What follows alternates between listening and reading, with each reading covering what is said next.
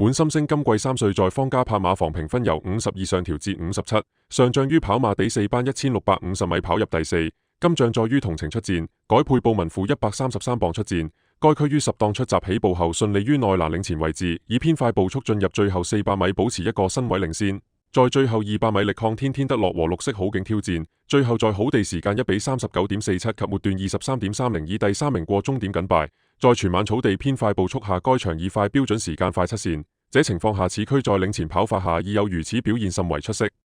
賽後報告表示，該區躍出時向內斜跑，與天天德樂互相觸碰。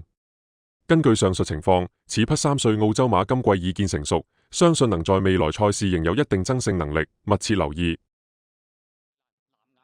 係魔法速遞啊！後邊個5匹馬啦，華美智慧響尾5，再後邊嗰4隻天天德樂向尾4，尾3極速滿貫，尾2啊閃亮老窩啦。咁啊暫時殿後係綠色好景嚟㗎，去到對面直路尾啦，咁啊接近呢個600米段處，前面放嘅馬都仲係呢隻滿心星啊。跟住響第2位呢就風起雲湧啦，風雲就第3位，埋邊第4有長勝將軍啊，第5位嘅馬啦。咁啊見到中檔位置就君之勝啦，外邊啊東方魅影啊，內欄做魔法速遞啦，後啲嘅馬6-3天天德樂出邊華美之威，後邊3隻綠色好景極速滿貫，就喺時大道後呢就閃亮老窩，最後直路啦，滿心星依然有一個馬位優勢，風起雲湧就開始追噶啦，再見到中檔位置天天德樂綠色衫上緊嚟，最出有綠色好景都勁啊，最後50米到滿心星佔先，天天德樂第一隻上嚟，外邊位置仲有一隻綠色好景接近終點第1名，相當接近，天天德樂到先，外邊追上嚟嘅馬綠色好景都追得好勁啊！第3名滿心星，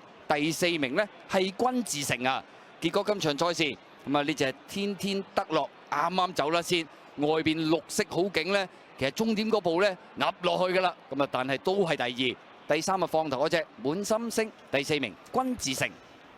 雖然打達報名，但係今晚贏咗先啦，天天德樂32倍喎，一啲飛都冇啊！咁呢場係細冧把嘅，綠色好景亦都追到第2，滿心星係自己放，第3嘅機會高啲啦，君自